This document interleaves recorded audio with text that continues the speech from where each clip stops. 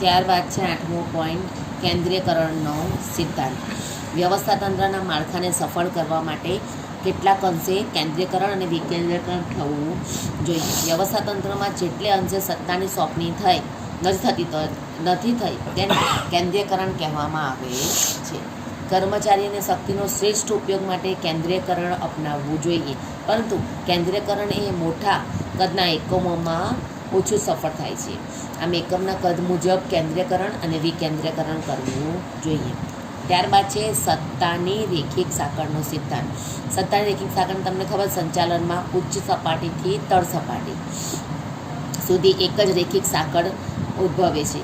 જેમ કર્મચારી સુધીની સાંકળ રચવા માટે મૂકે. સત્તાની સાંકળ ઉચ્ચ સંચાલકોથી લઈ તળ સપાટી સુધી વન-તૂટેલી રહેવી જોઈએ. એનો મતલબ કે જે સત્તા અને જવાબદારીની વહેંચણી વ્યવસ્થિત થવી જોઈએ.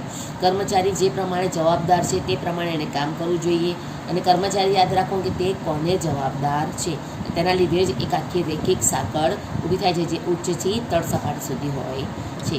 ત્યારબાદ 10મો પોઈન્ટ છે વ્યવસ્થાતંત્રનો સિદ્ધાંત. આ સિદ્ધાંત પર બે વસ્તુ પર ભાર મૂકે છે. એક તો માલ સામાનની વ્યવસ્થા અને ત્યારબાદ છે સામાજિક વ્યવસ્થા. માલ સામાન યોગ્ય સ્થાને છે કે નહીં, અને સામાજિક વ્યવસ્થા એટલે કઈ કે ભાઈ જે કર્મચારીઓ છે એ લોકો યોગ્ય લાયકાત કૌશલ્ય ધરાવતા હોય છે, અને એ ધરાવતા કર્મચારીઓ યોગ્ય સ્થાને મૂકવા જોઈએ. ત્યારબાદ જો કર્મચારી સારું પરફોર્મ કરે તો યોગ્ય કર્મચારીની ભરતી અંગેની પણ વ્યવસ્થા કરવી જોઈએ. ત્યારબાદ છે સમાનતાનો સિદ્ધાંત.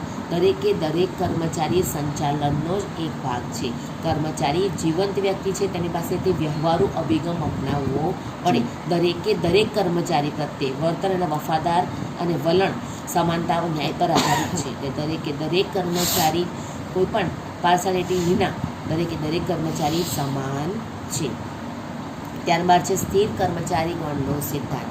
સ્થિર કર્મચારી ગણ એટલે શું કે કાયમી અને એક જ જગ્યા પર જે કર્મચારીઓ રહેતા હોય તેનો વિકાસ જરૂરી ને જલ્દી થાય છે. કાયમી અને સ્થિર કર્મચારી ગણ એ ધંધાકીય એકમની મૂડી છે. કોઈ એક એકમમાં લાંબો સમય જો કર્મચારી ટકી રહે તો એ ધંધાને ગેરસિદ્ધિ સરળ બને છે. આમ કર્મચારીની સ્થિરતા ખૂબ જ મહત્ત્વનો ફાળો છે, અને જેના કારણે મજૂર બદલી દર પણ ઘટે છે.